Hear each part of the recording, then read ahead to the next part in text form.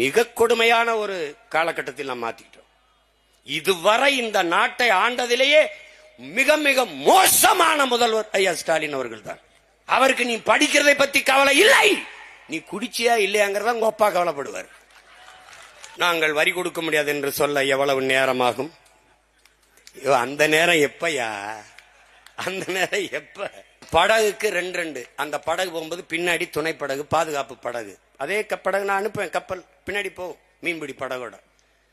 அவன் வர்றான்னு வச்சுக்கடா, அவன் தொடுவான்னு நினைச்சா தூக்குடா, முதல்ல போடுறான். சாகுறன்னு ஆயிடுச்சு, அவனை சாகடிச்சுட்டு செத்துறான். நடுக்கடல்ல ஒரு தடவை பறக்க விடுறா, இன்டர்நேஷனல் இஷ்யூ ஆகுடா, சர்வதேச கடல் அலையில பிரச்சனைடா, பேச வருவான். அப்ப கால் மேல கால் போட்டு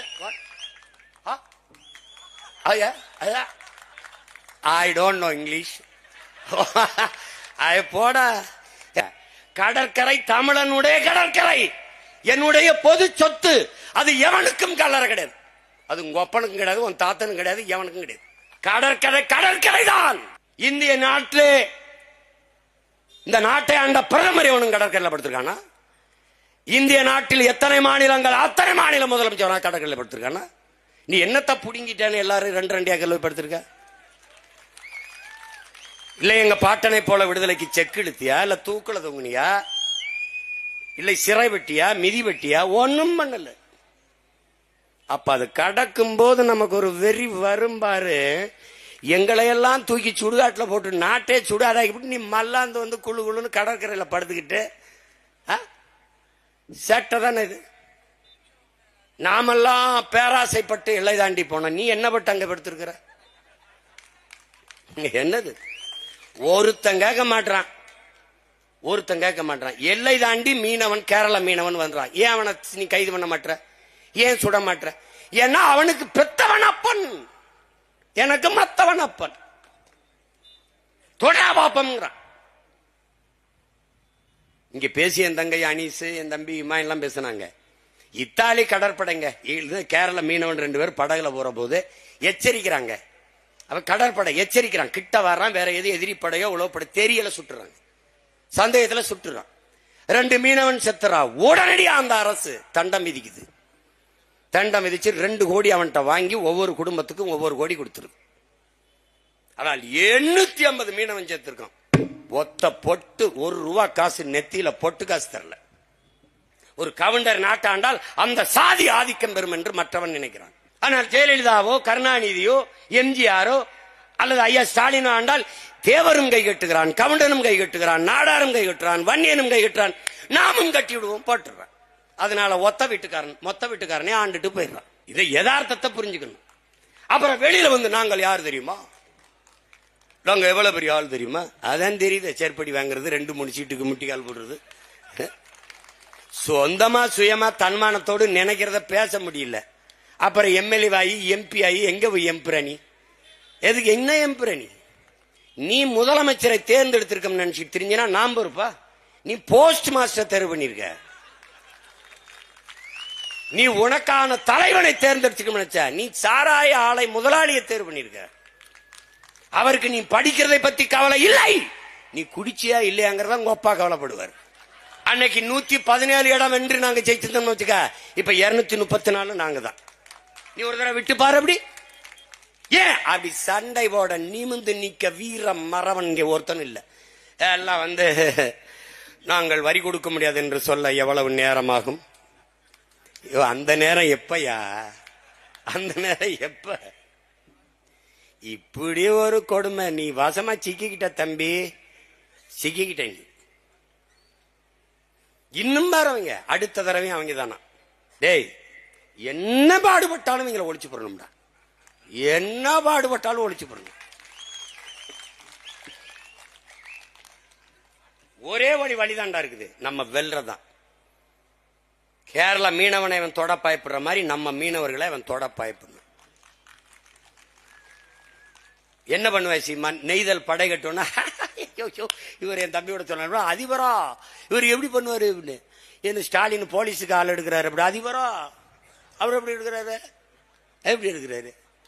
ஏன் நான் சொன்ன நீ சிரிச்ச?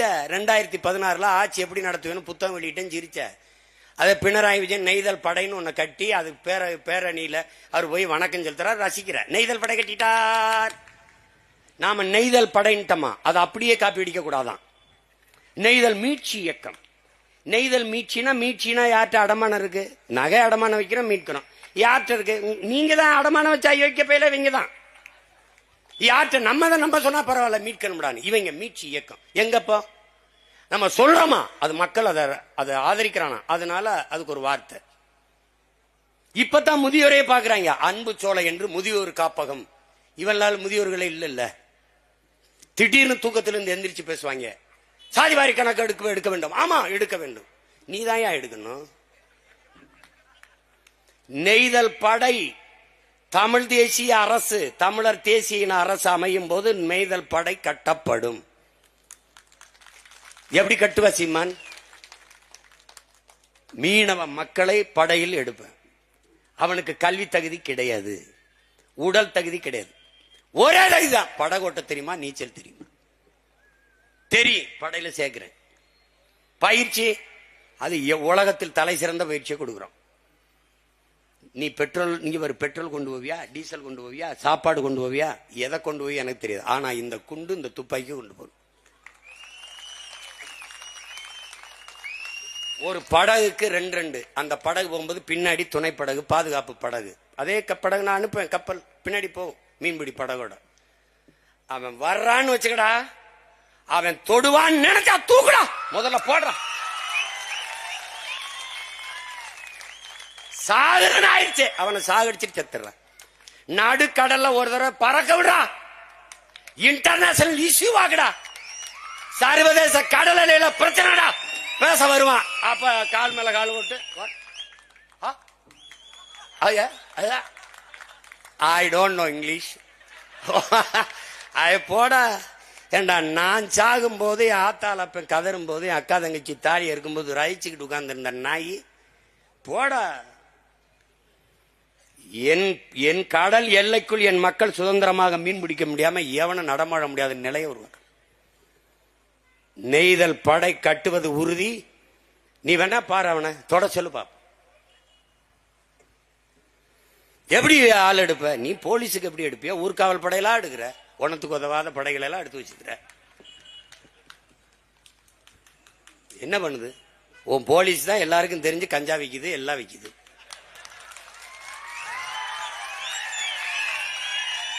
நீ சட்டம் ஒழுங்கு பெரிய காவலருங்கிற. நாளைக்கு எத்தனை பேர் சாவான்னு தெரியல. எவன் வெட்டுப்பட்டுச்சாவன், இவன் குத்துப்பட்டுச்சாவன், உயிரோடவே சீருடையோட போலீஸ் எரிச்சு போட்டு போறேன், ஒன்னும் கேட்கல.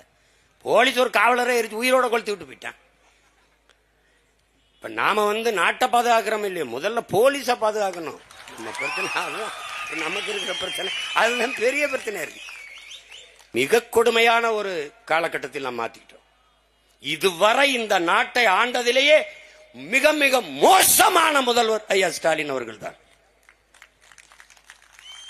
உண்மையிலே அவருக்கு என்ன நடக்குன்னு தெரியல.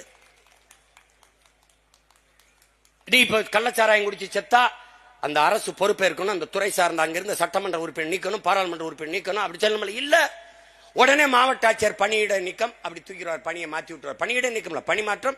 உயர் காவல்துறை எஸ்பி, மாவட்ட எஸ்பி பணியிட மாற்றம். ஏன்னா அவன் தானே காட்சி வித்தது, ஊரல் போட்டது அவன் தானே. இப்ப இங்க தம்பி கூட சொன்னாரு பாருங்க, அங்க கள்ளச்சாராயம் காய்ச்சின இடத்துல படிக்கிற பிள்ளை 2 பிள்ளை போய் அதை தடுத்துட்டாங்கிறதுக்காக வெட்டி கொன்னுட்டான்.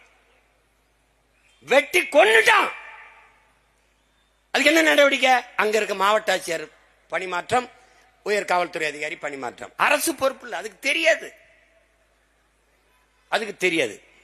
இப்ப அவர்கிட்ட கேளுங்க, 1000 கோடியா என்ன கேட்டாங்க பத்திரிகையில். 1000 கோடி இருக்காது, கூடத்தான் இருக்கும். அண்ணன் ஏர்போர்ட் மூர்த்தி கணக்கு சொன்னார் பாருங்க. அவர் சொல்ற கணக்கு படித்தா 14,000 கோடி 15,000 கோடி வருது. 10 ரூபா கேஸுக்கு, 10 ரூபா கணக்குக்கு. இந்த ஒரு இடத்துல தாண்டா தமிழ்நாட்டில் என் உடன் பிறந்தானே. உற்பத்தி செய்கிறவனும் விற்பனை செய்கிறவனும் ஒரே முதலாளி இருப்பது டாஸ்மார்க்ல மட்டும்தான்டா. அவனே காய்ச்சறான், அவனே உற்பத்தி செய்யறான், அவனே விற்கிறான். இந்த ஒரு இடத்துல தான். இலங்கை கடற்படைக்குள்ள சீன இருக்கான், நம் மீனவர்களை தாக்குறான். செய்தி பார்த்துக்க, பத்திரிகையில் இருக்கு, நீங்க இன்னும் கூட இருக்கு, படிச்சுக்கலாம். அடிக்கிறான், சிங்கள ராணுவ வீரன் அடிக்கிறான். அடிக்கும்போது இந்த சீனன் அடிக்கிறான். அடிக்கும்போது எப்படி அடிக்கிறான் நம்ம மீனவர்கள் சொந்தங்களை, they are all bloody Indians fool Tamilians அடிக்கிறான். எப்படி அடிக்கிறான்? bloody Indians fool தமிழியன்ஸ் அடிக்கிறான் அந்த சீன. இந்த பேருக்காம பாருங்க இந்த Sinhala, no no no no they are all Prabhakaran relations. அப்படியே அந்த உரையாடல புத்தகத்தில் எழுதியிருக்கான். இதுல இருந்து நீ சொன்னாலும் சொல்லனாலும் அவனுடைய ரிலேஷன்ஸ் தான் நீ. உலகம் அப்படித்தான் உன்னை பார்க்கும். இப்போ நம்ம பல தடவை கேட்டோம், இவன் செய்ய மாட்டான், நல்லா தெரிஞ்சுக்கணும். இவன் கேட்க மாட்டான், பேச மாட்டான். ஏன்னா இந்த பாரு, இங்க இருக்கிற பிரச்சனை தங்கச்சி அஞ்சம்மாள் சொன்ன மாதிரி, இது மீனவன் பிரச்சனை, அது மாணவன் பிரச்சனை, அது விவசாயி பிரச்சனை, இது போக்குவரத்து தொழிலாளர் பிரச்சனை. இங்க இதுதான்டா பிரச்சனை. இந்த மீனவனுக்கு அவனே போராடணும். முத்தருக்கு ஒரு பிரச்சனையா, என் தம்பி செல்வகுமார் தான் போராடணும். தேவேந்தருக்கு ஒரு பிரச்சனையா, அது இந்த தேவேந்தர் சமூகம் தான் போராடணும். பறையர் கொண்டா பறையரே போராடணும். எப்படா உன் உரிமையை மீட்ப? இதில் எந்த பிரச்சனையும் நம் சொந்த பிரச்சனை, நம் இனத்தின் பிரச்சனை என்று என்னைக்கு வருகிறியோ அன்றுதான் எழுச்சியான போராட்டமாக மாறும். அதிகாரம் கவனத்தில் எடுக்கும், தீர்வு வரும்.